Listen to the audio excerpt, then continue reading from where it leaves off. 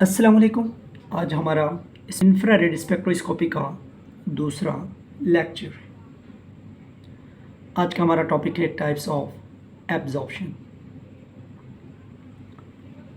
Types of absorption में जो first type है वो है फंडामेंटल एब्जॉर्प्शन। याद रखें, हर मॉलिक्यूल की अपनी एक ग्राउंड स्टेट में फ्रिक्वेंसी होती है, वाइब्रेशनल फ्रिक्वेंसी होती है, और इसी तरह वो एक्साइटेड स्टेट्स की फ्रिक्वेंसीज रखता है, और एक मॉलिक्यूल एक से ज़्यादा एक्साइटेड स्टेट्स रखता है।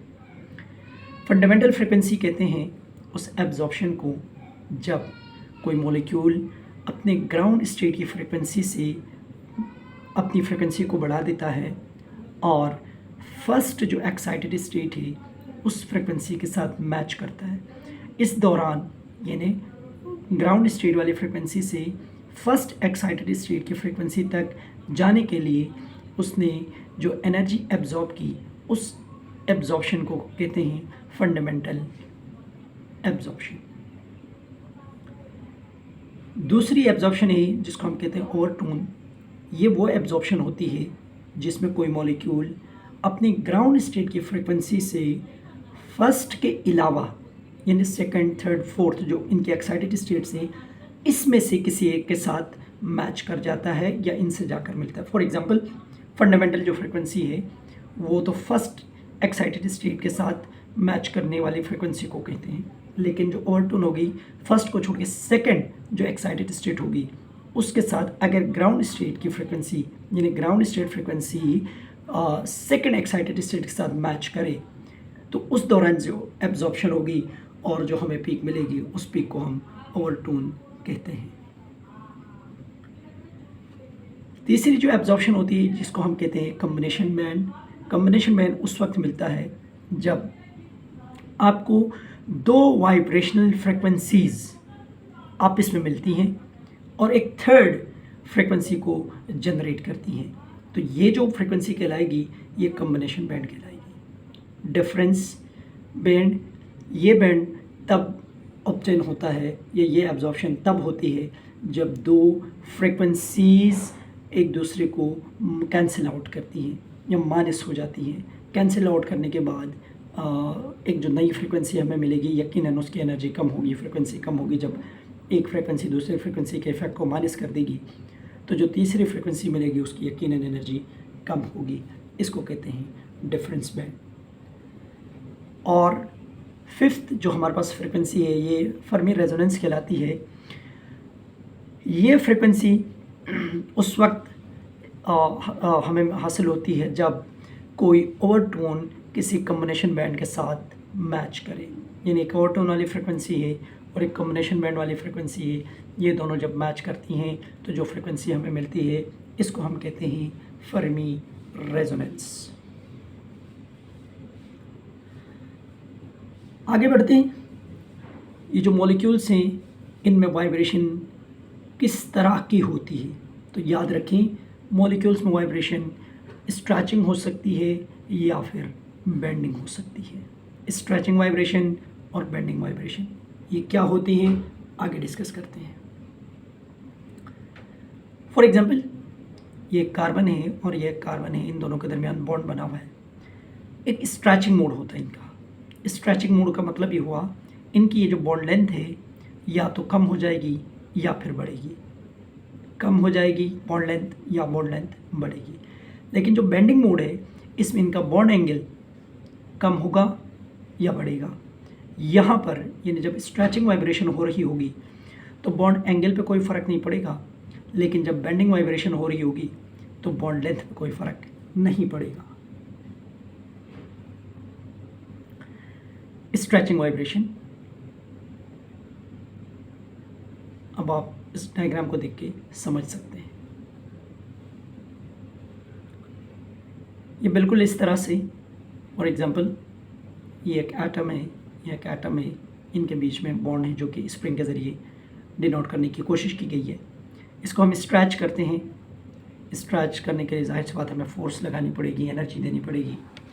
लेकिन जब हम इस एनर्जी को रिमूव करते हैं तो ये अपने इक्विलिब्रियम वाले पोजीशन की तरफ यानी इस पोजीशन की तरफ आने की कोशिश करता है। ड्यू टू इनर्शिया ये कंप्रेस हो जाता है, फिर वो जो रीस्टोरिंग फोर्स है इसे वापस पीछे धकेल देती है और ये मॉलिक्यूल वाइब्रेट करता है। इस तरह इसकी बॉन्ड लेंथ इंक्रीज या डिक्रीज होती है। स्ट्रेचिंग वाइब्रेशन दो तरह की हो सकती है, एक सिमेट्रिक, एक एसिमेट्रिक। इस तस्वीर से, डायग्राम से आपको नज़र आ रहा है सिमेट्रिक वाइब्रेशन वो वाली वाइब्रेशन है जिसमें दो बॉन्ड्स की bond length at a time increase होती है, एट अ टाइम डिक्रीज होती है, यानी एक साथ उनकी जो बॉन्ड लेंथ है वो इंक्रीज होती है या एक साथ डिक्रीज होती है। इसको कहते हैं सिमेट्रिक स्ट्रेचिंग वाइब्रेशन। दूसरी है एसिमेट्रिक वाइब्रेशन, जिसमें एक बॉन्ड की जो लेंथ है वो इंक्रीज हो जाती है तो दूसरे वाले की बॉन्ड लेंथ डिक्रीज हो जाती है, यानी इनवर्स रिलेशन चलता है इन दोनों में। एक बॉन्ड की जो बॉन्ड लेंथ है वो इंक्रीज हो जाती है तो दूसरे वाले की डिक्रीज हो जाती है। इसको कहते हैं एसिमेट्रिक फ्रीक्वेंसी।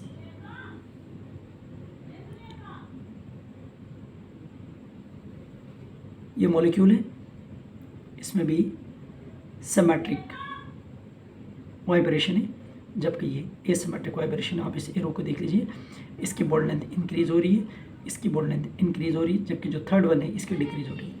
लेकिन इस केस में तीनों जो बॉन्ड्स हैं इनका एरो जो है वो आउटवर्ड है। दैट मीन्स इन तीनों की जो वाइब्रेशन है, जो स्ट्रेचिंग है, वो इन बॉन्ड लेंथ जो है वो इंक्रीज होती है।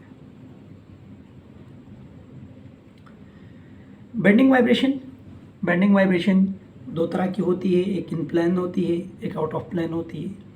इन प्लेन जो होती है उसको हम सीजरिंग कहते हैं। एक ही प्लेन के अंदर दो मॉलिक्यूल एक दूसरे के करीब आते हैं at a time. For example ये मॉलिक्यूल यहाँ से इस तरफ मूव करता है तो ये वाला मॉलिक्यूल यहाँ से इस तरफ मूव करता है, और इसको कहते हैं सीजरिंग। और या फिर ये दोनों एक दूसरे से दूर चले जाते हैं, एट अ टाइम एक दूसरे के करीब आते हैं या एक दूसरे से दूर चले जाते हैं, जबकि इनकी बॉन्ड लेंथ पे कोई फ़र्क नहीं पड़ता, बॉन्ड एंगल इंक्रीज या डिक्रीज होता है। और दूसरी बात रॉकिंग कहलाती है, जिसमें अगर एक मॉलिक्यूल आगे जाता है तो पीछे दूसरा मॉलिक्यूल उसके पीछे पीछे आता है, और उन दोनों के दरमियान का जो यूँ समझिए कि जो डिस्टेंस है वो, ये बिल्कुल ऐसी मिसाल ले लें जैसे आप और आपका साया है। जितना आप आगे बढ़ते जाएंगे आपका साया भी आगे बढ़ता जाएगा, जितना आप पीछे आते जाएंगे आपका साया पीछे भी आता जाएगा। तो यहाँ पर अगर ये मॉलिक्यूल इस तरफ मूव करता है तो ये वाला मॉलिक्यूल भी इस तरफ मूव करता है, तो ये वाली जो वाइब्रेशन है ये रॉकिंग कहलाती है। दूसरी आउट ऑफ प्लेन जो वाइब्रेशन है एक कहलाती है वेगिंग।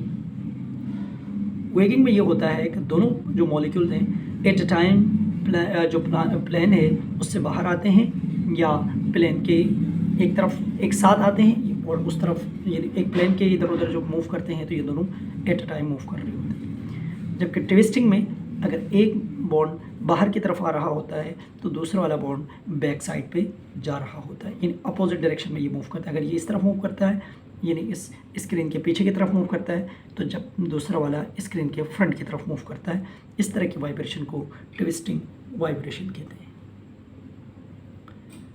चले आज के लिए इतना ही, नेक्स्ट लेक्चर के लिए इंतज़ार कीजिए और वीडियोस देखते रहें, शेयर करते रहें, लाइक करते रहें, सब्सक्राइब करें। शुक्रिया।